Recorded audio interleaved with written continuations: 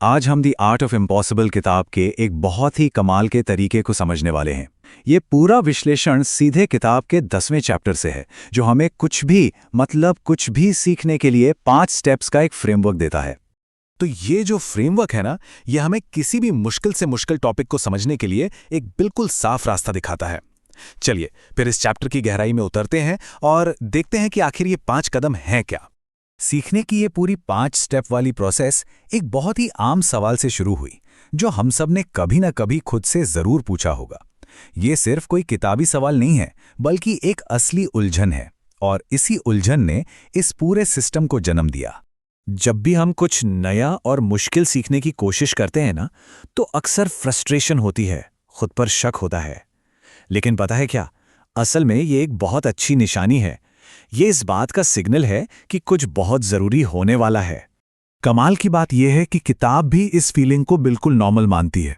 मतलब शुरुआत में ये महसूस करना कि हमें कुछ नहीं आता, ये इस प्रोसेस का एक जरूरी हिस्सा है। ये इस बात का संकेत बिल्कुल नहीं है कि हम फेल हो रहे हैं। तो जब भी वो फ्रस्ट्रेशन वाली फीलिंग आती है, तो असल में हमारा दिमाग सीखने के लिए तैयार हो रहा होता है।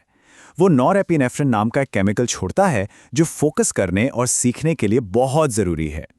तो अगली बार जब स्ट्रगल होना, तो याद रखेगा, ये दिमाग के गियर बदलने की आवाज है। ठीक है, तो पहला कदम है मूर्खता की 5 किताबें। सुनने में अजीब है, लेकिन इसका मकसद किसी भी नए सब्जेक्ट की एक मजबूत नींव रखना है और उसकी खास भाषा को, मतलब उसके जार्गन को समझना है। ये पूरी प्रोसेस ना एक सीढ़ी की तरह है। पहली किताब एक पॉपुलर बेस्टसेलर होनी चाहिए, ताकि टॉपिक में दिलचस्पी जगे। फिर दूसरी किताब थोड़ी सी टेक्निकल लाइट, मतलब थोड़ी और गहराई में जाएगी। तीसरी किताब हमें बड़ी पिक्चर दिखाएगी। चौथी किताब एक एक्सपर्ट की नज़र से सोचना सिखाएगी, और 5वीं किताब बताएगी कि इस फील्ड का भविष्य क्या है। अब पढ़ते वक्त हमें कुछ खास चीज़ों पर ही फोकस करना है, जैसे उस सब्जेक्ट का इतिहास क्या रहा है, कौन से नए शब्द बार बार आ रहे हैं, कौन सी बातें हैं जो हमें सच में चौंका देती हैं, और हाँ, वो कौन से सवाल हैं जो हमारे दिमाग में खुद ब खुद उठ रहे हैं।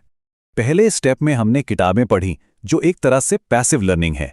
अब समय है सीखने की प्रोसेस को एक्टिव बनाने का। तो दूसरा और तीसरा स्टेप इसी बारे में है कि उस नॉलेज को लेकर हम कुछ असली काम कैसे करें। इसे कहते हैं बी दी इडियट। मतलब अपनी नोटबुक में जो सवाल लिखे थे ना, उन्हें लेकर ऐसे एक्सपर्ट्स के पास जाना है जो जवाब दे सकें। अपने ईगो को साइड में रखकर उन लोगों से बात करनी है जो हमसे ज्यादा जानते हैं। असली समझ यहीं से मिलनी शुरू होती है। तीसरे स्टेप में हम गैप्स को एक्सप्लोर करते हैं। ये आइडिया लेखक स्टीवन जॉनसन के स्लो हंच कॉन्सेप्ट पर बेस्ड है। ये एक हल्की सी फीलिंग होती है कि 2 अलग अलग फील्ड्स की जानकारी में कोई कनेक्शन है, भले ही वो कनेक्शन अभी साफ साफ दिख ना रहा हो।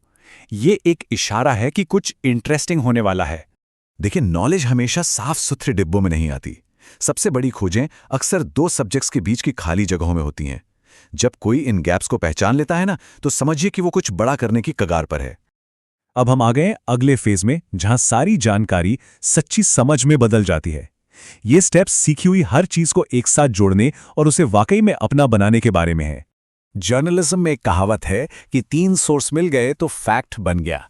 लेकिन गहरी लर्निंग के लिए हमें इससे एक कदम आगे जाना होगा। हमें उस एक एक्सपर्ट को ढूंढना होगा जो बाकी सबसे सहमत न हो। असली ज्ञान की सीमाएं वहीं पता चलती हैं। असली लर्निंग तब होती है जब हमारी पुरानी धारणाओं को चुनौती मिलती है और वो पूरी तरह से पलट जाती हैं।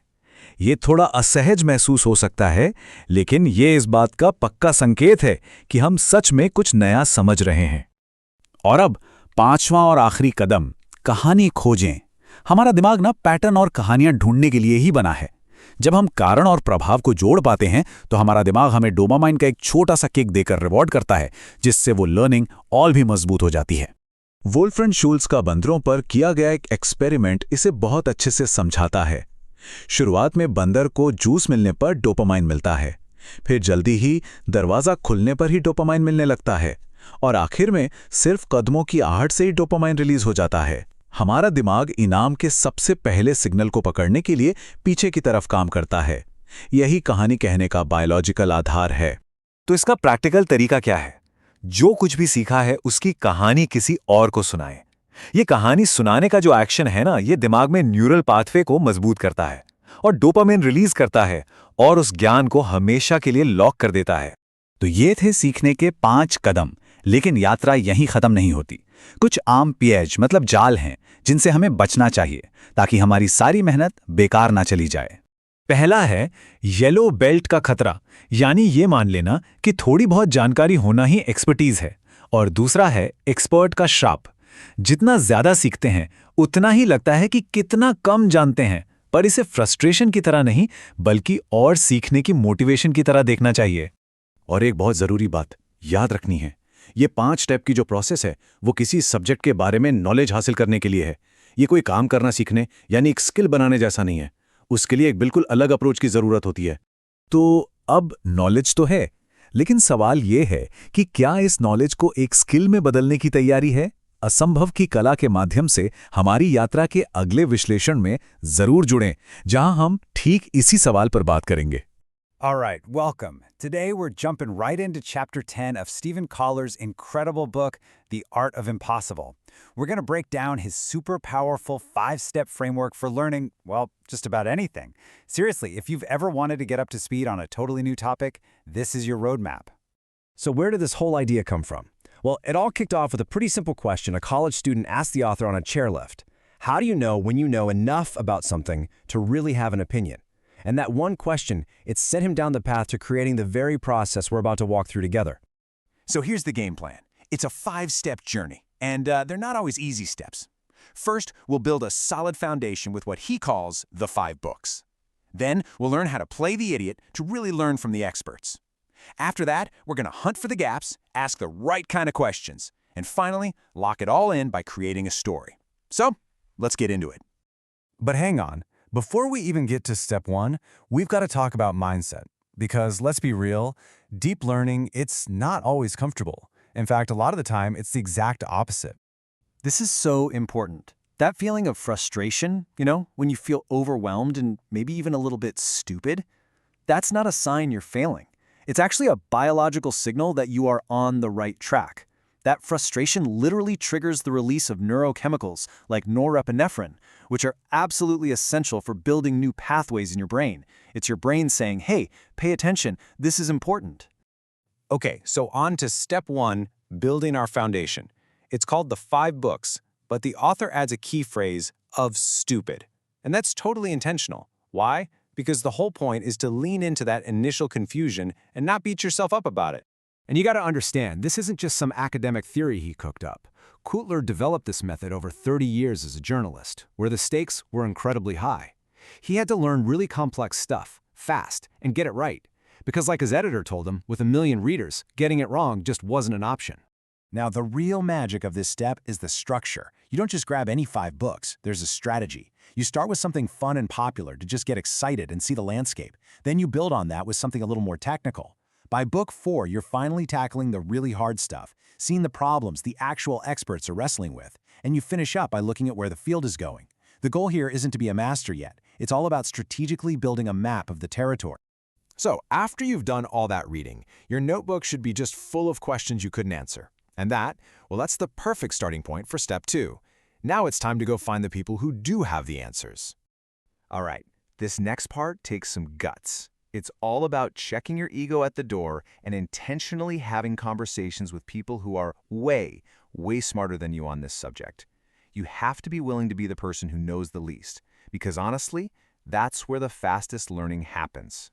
But here's the key. Playing the idiot doesn't mean being lazy or unprepared. It's the total opposite. You prove you're not an idiot by doing your homework. You never, ever ask a question you could have just Googled. Your first couple of questions should show the expert you've read their stuff and you respect their time.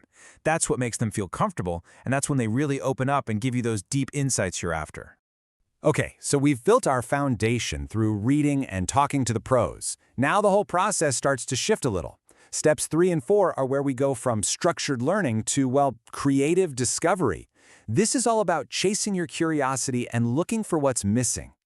So step 3 is about exploring the gaps, and a really cool idea here is the slow hunch. Think about it. Most experts are specialists, right? They dig super deep in one narrow area. But real innovation often sparks when you connect ideas from totally different fields. By just letting your curiosity pull you into related topics, you start to see patterns and connections that the specialists might be too focused to notice. And that's where the most interesting questions live. And this flows perfectly into step 4. As you explore those gaps, you're eventually going to find something that just doesn't add up. You know, one expert says the complete opposite of another, or you find one fact that seems to contradict everything else you've learned. Now that's not a roadblock, it's a giant flashing green light. It's your signal to dig deeper, to ask that next question, and to try to solve the puzzle. That confusion is where true understanding is born. So, after all this work, you've got tons of new information swirling around in your head. How in the world do you make it all stick? Well, the final step is about locking it into long-term memory by tapping into our brain's oldest, most powerful software. This is so fascinating. It perfectly shows how our brain's reward system works. Neuroscientists found that a monkey's brain releases dopamine not just when it gets a reward, like juice, but when it predicts the reward is coming. First it's the juice, then it's the door opening, then it's the sound of footsteps before the door opens. Our brain loves, absolutely loves, to figure out patterns of cause and effect. It rewards us for it, because that's how we survive. And that is the biological hack behind step 5. When you take everything you've learned and you force yourself to organize it into a story to tell someone else, you have to find the patterns. You have to build that cause and effect narrative. Your brain recognizes that you're figuring it out and rewards you with a hit of dopamine, which then strengthens all those new neural connections. It literally cements the information in place. So there you have it, a 5-step process for acquiring knowledge. But, and the author is really clear about this, there's a huge difference between knowledge and skill. This whole process is about learning about something. You can't read your way to being a great skier or an amazing piano player. That takes a totally different process, skill acquisition. And we'll be breaking that down in our explainer on the next chapter, so be sure to join us for that one.